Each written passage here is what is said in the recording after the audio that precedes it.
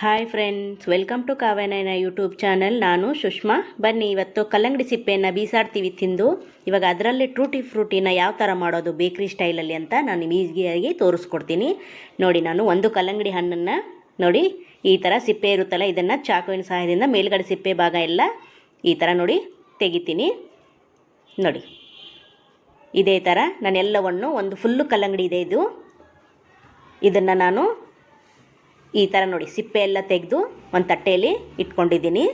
ನೋಡಿ, ಈ ಥರನೇ ಇದನ್ನು ಯಾವ ಥರ ಕಟ್ ಮಾಡ್ಕೊಳ್ಳೋದು ಅಂತ ತೋರಿಸ್ತೀನಿ. ನೋಡಿ, ಟ್ರೂಟಿ ಫ್ರೂಟಿ ಇರುತ್ತಲ್ಲ ಅಂಗಡೀಲಿ ಚಿಕ್ಕ ಚಿಕ್ಕದಾಗಿ, ಆ ಥರ ನಾನು ಕಟ್ ಮಾಡ್ಕೊತೀನಿ. ನೋಡಿ, ಈ ಥರ ನೋಡಿ ಇಷ್ಟಿಷ್ಟೇ ಚಿಕ್ಕ ಚಿಕ್ಕದಾಗಿ ಪೀಸ್ಗಳನ್ನ ಮಾಡ್ಕೋಬೇಕು. ನೋಡಿ, ಕಲ್ಲಂಗಡಿ ಹಣ್ಣನ್ನು ತಿಂದುಬಿಟ್ಟು ಸಿಪ್ಪೆನ ಬೀಸಾಡ್ತೀರಾ, ಯಾವುದೇ ಕಾರಣಕ್ಕೂ ಬೀಸಾಡಬೇಡಿ. ಅದರಿಂದ ಒಳ್ಳೆ ಅಡುಗೆಗಳನ್ನು ಮಾಡಬಹುದು.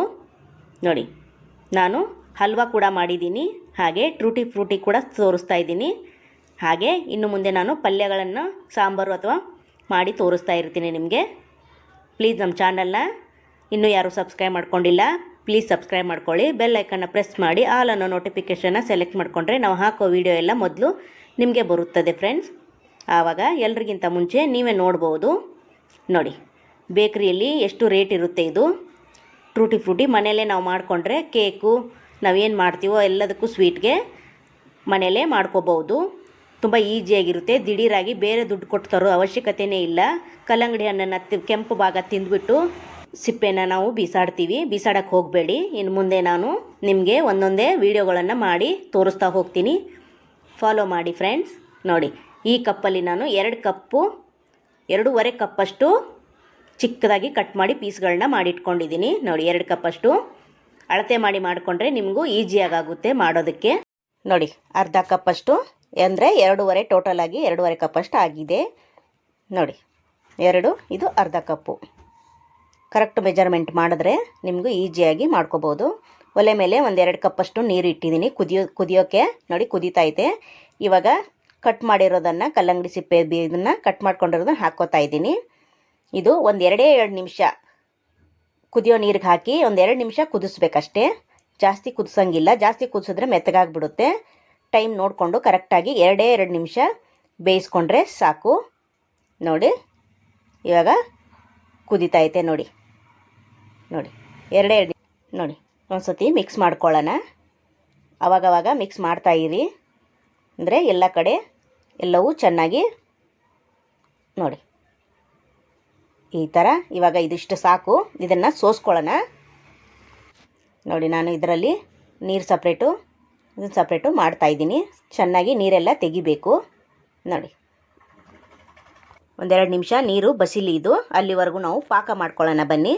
ಅದೇ ಪಾತ್ರೆಗೆ 1 ಕಪ್ಪಷ್ಟು ಸಕ್ಕರೆ ತಗೋತಾ ಇದ್ದೀನಿ. 2.5 ಕಪ್ಪು ನಾವು ಕಟ್ ಮಾಡಿ ತೊಗೊಂಡಿದ್ದೀವಿ ಕಲ್ಲಂಗಡಿನ. 1 ಕಪ್ ಸಕ್ಕರೆ ಕರೆಕ್ಟಾಗಿ ಆಗುತ್ತೆ ಸ್ವೀಟು. ಇದಕ್ಕೆ 3/4 ಕಪ್ಪಷ್ಟು ಅಥವಾ 1/4 ಕಪ್ಪಷ್ಟು ನೀರು ಹಾಕ್ಕೊಳ್ಳೋಣ. ನೋಡಿ, ಇದು ಚೆನ್ನಾಗಿ ಸಕ್ಕರೆ ಕರಗಬೇಕು. ಹಾಗೆ ಏಲಕ್ಕಿ ಪುಡಿನ ಸ್ವಲ್ಪ ಜಜ್ಜಿ ಇಟ್ಕೊಂಡಿದ್ದೀನಿ, ಅದನ್ನು ಕೂಡ ಸೇರಿಸ್ಕೊತಾ ಇದ್ದೀನಿ.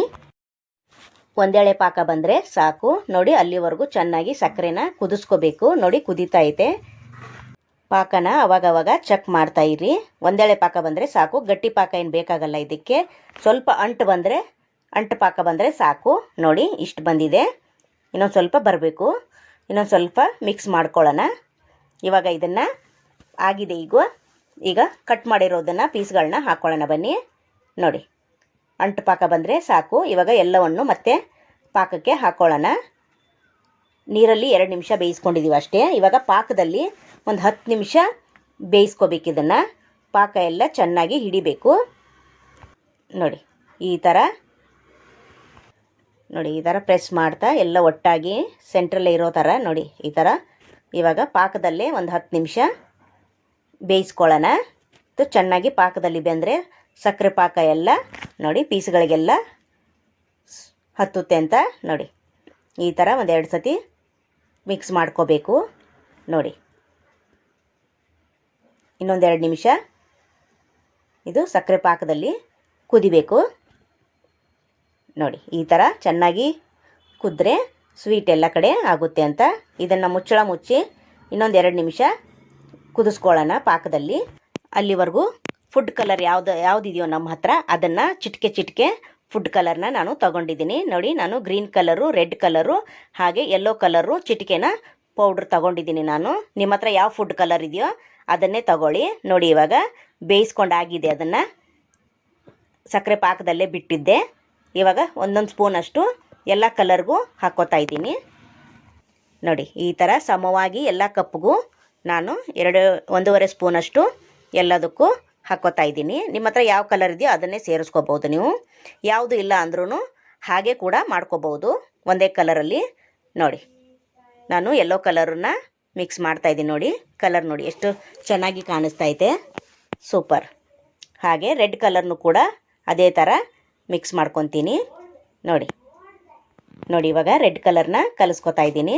ನೋಡಿ, ಸ್ವಲ್ಪ ಸಕ್ಕರೆ ಪಾಕ ಇರಲೇಬೇಕು ಅದರಲ್ಲೂ ಕೂಡ, ಯಾಕಂದರೆ ಓವರ್ ನೈಟು ನಾವು ಇವು ಮೂರೂ ಓವರ್ ನೈಟ್ ಇದೇ ಥರ ಬಟ್ಲಲ್ಲೇ ಬಿಡ್ತೀನಿ. ಚೆನ್ನಾಗಿ ಕಲರು ಮತ್ತು ಪಾಕದಲ್ಲಿ ಚೆನ್ನಾಗಿ ಹೀರ್ಕೊಳ್ಳುತ್ತೆ ಇದು. ನೋಡಿ, ಈ ಥರ ಮಿಕ್ಸ್ ಮಾಡಿಕೊಂಡು ನಾನು, ನೋಡಿ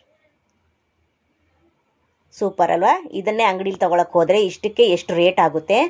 ನಾವು ಒಂದು ಕಲ್ಲಂಗಡಿ ಹಲ್ಲಿನಲ್ಲಿ ನೋಡಿ ಎಷ್ಟು ಈಸಿಯಾಗಿ ನಾವು ಮನೆಯಲ್ಲಿ 3 ಥರ ಮಾಡ್ಕೊಂಡಿದ್ದೀವಿ. ನಾನು ಓವರ್ ನೈಟು ನೆನೆಸಿ ಇಟ್ಟಿದ್ದೇನೆ ಇದೇ ಥರನೇ. ನೋಡಿ, ಡ್ರೈ ಆಗಿದೆ, ಸ್ವಲ್ಪನೂ ಸಕ್ಕರೆ ಪಾಕ ಉಳಿದಿಲ್ಲ. ನಾನು ಏರ್ಪೋರ್ಟ್ ಶೀಟಲ್ಲಿ ಡಬಲ್ ಆಗಿ ಪೇಪರ್ ತಗೊಂಡಿದ್ದೀನಿ. ಆ ಪೇಪರಲ್ಲಿ ಒಂದೊಂದೇ ಟೂಟಿ ಫ್ರೂಟಿನ ಹಾಕ್ಕೊತೀನಿ. ಓವರ್ ನೈಟು ಸಕ್ಕರೆ ಪಾಕ ಮತ್ತು ಕಲರಲ್ಲಿನೇ ಇಡಬೇಕು. ಮಾರನೇ ದಿನ ಬೆಳಗ್ಗೆ ನಾನು 10 ಗಂಟೆ ಆಗಿದೆ ಈಗ. ನೋಡಿ, ಒಂದೊಂದೇ ಕಲರ್ನ ಸಪ್ರೇಟ್ ಮಾಡಿ ನಾನು ಬಿಸಿಲಿಗೆ ಅರ್ಧ ದಿನ ಇಡ್ತೀನಿ. ನೋಡಿ, ಮೊದಲು ಒಂದು ದಿನ ಫ್ಯಾನ್ ಗಾಳಿಗೆ ಇಡಿ, ಸ್ವಲ್ಪ ಡ್ರೈ ಆದಂಗೆ.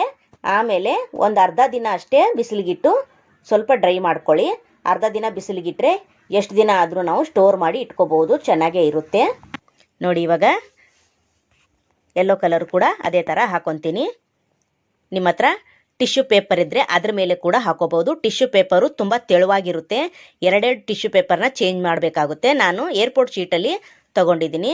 ಏರ್ಪೋರ್ಟ್ ಶೀಟ್ ಆದರೆ ದಪ್ಪದಾಗಿರುತ್ತೆ. ಒಂದೇ ಪೇಪರ್ನ ಫೋಲ್ಡ್ ಮಾಡಿ ನೋಡಿ ಈ ಥರ ಓವರ್ ನೈಟು ನಾನು ಗಾಳಿಗೆ ಬಿಟ್ಟಿದ್ದೀನಿ, ಫ್ಯಾನ್ ಗಾಳಿಗೆ ಇಟ್ಟಿದ್ದೀನಿ. ನೋಡಿ, ಬೆಳಗ್ಗೆ ನಾನು ಬಿಸಿಲಿಗೆ ಒಂದು ಅರ್ಧ ದಿನ ಒಣಗಿಸ್ತೀನಿ ಬಿಸಿಲಲ್ಲಿ. ನೋಡಿ, ಇದೇ ಥರ ನಾನು ಎಲ್ಲ ಅಗಲ ಮಾಡಿಕೊಂಡು ತೆಳುವಾಗಿ ಅಗಲ ಮಾಡಿಕೊಂಡು ಓವರ್ ನೈಟು ನಾನು ಫ್ಯಾನ್ ಗಾಳಿಗೆ ಇದೇ ಥರ ಟೇಬಲ್ ಮೇಲೆ ಇಡ್ತೀನಿ. ಬೆಳಗ್ಗೆ ನಾನು ಅರ್ಧ ದಿನ ಬಿಸಿಲಿಗೆ ಒಣಗಿಸಿ ತಗೊಂಡಿದ್ದೀನಿ. ನೋಡಿ ಯಾವ ಥರ, ನೋಡಿ ಸ್ವಲ್ಪನೂ ಪಾಕ ಇಲ್ಲ, ಎಲ್ಲ ಡ್ರೈ ಆಗಿದೆ. ನೋಡಿ ಎಷ್ಟು ಡ್ರೈ ಥರ ಬಂದಿದೆ ನೋಡಿ ಫ್ರೆಂಡ್ಸ್. ನೋಡಿ, ಸ್ವಲ್ಪನೂ ಪಾಕ ಇಲ್ಲ, ಎಲ್ಲ ಹೀರ್ಕೊಂಡೈತೆ. ಅರ್ಧ ದಿನ ಬಿಸಿಲಿಗೆ ಒಣಗಿಸಿದ್ರೆ ಸಾಕು. ನಾವು 6 ತಿಂಗಳು 3 ತಿಂಗಳು ಎಷ್ಟು ದಿನ ಆದರೂ ನಾವು ಈ ಥರ ಸ್ಟೋರ್ ಮಾಡಿ ಇಟ್ಕೋಬೋದು, ಏನೂ ಆಗಲ್ಲ, ಕೆಡಲ್ಲ. ನೋಡಿ, ಒಂದು ಗಾಜಿನ ಬಾಟ್ಲಲ್ಲಿ ನಾನು ಹಾಕಿ ಸ್ಟೋರ್ ಮಾಡಿ ಇಡ್ತೀನಿ. ನೋಡಿ, ಸೂಪರ್ ಅಲ್ವಾ. ಒಂದು 10 ರೂಪಾಯಿ ಕಲ್ಲಂಗಡಿ ಹಣ್ಣನ್ನು ತಂದು ಒಳಗಡೆ ಕೆಂಪು ಭಾಗ ತಿಂದು ಆಚೆಯ ಸಿಪ್ಪೆನ ನೋಡಿ ಬಿಸಾಡಬೇಡಿ. ನೋಡಿ, 400 ಗ್ರಾಮ್ ಆಗಿದೆ. ನೋಡಿ, ಒಂದು 10 ರೂಪಾಯಿ ಕಲ್ಲಂಗಡಿನ ತಂದುಬಿಟ್ಟು ಮಾಡಿದ್ದೀನಿ ನೋಡಿ ಫ್ರೆಂಡ್ಸ್. ಇದೇ ಥರ ಮನೆಯಲ್ಲಿ ನೀವು ಮಾಡ್ಕೊಳ್ಳಿ. ನೋಡಿ ಎಷ್ಟು ಫ್ರೆಶ್ ಆಗಿ ಡ್ರೈ ಆಗಿ ಮಾಡಿದ್ದೀನಿ ನಾನು. ನೋಡಿ, ಸೂಪರ್ ಅಲ್ವಾ. ನಾನು ಈ ಥರ ಸ್ಟೋರ್ ಮಾಡಿ ಫ್ರಿಜ್ಜಲ್ಲಿ ಇಡ್ತೀನಿ. 6 ತಿಂಗಳು 3 ತಿಂಗಳು 1 ವರ್ಷ ಆದ್ರೂ ಏನೂ ಆಗಲ್ಲ. ನೋಡಿ, ಸೂಪರ್. ಈ ವಿಡಿಯೋ ನಿಮಗೆ ಇಷ್ಟವಾದರೆ ಪ್ಲೀಸ್ ಲೈಕ್ ಮಾಡಿ, ಶೇರ್ ಮಾಡಿ, ಕಮೆಂಟ್ ಮಾಡಿ, ಸಬ್ಸ್ಕ್ರೈಬ್ ಮಾಡ್ಕೊಳ್ಳಿ. ನಮ್ಮ ವಿಡಿಯೋ ನೋಡಿದ್ದಕ್ಕಾಗಿ ನಿಮ್ಮೆಲ್ಲರಿಗೂ ಧನ್ಯವಾದಗಳು. Thank you for watching. ನಮಸ್ಕಾರ ಫ್ರೆಂಡ್ಸ್, ಬಾಯ್.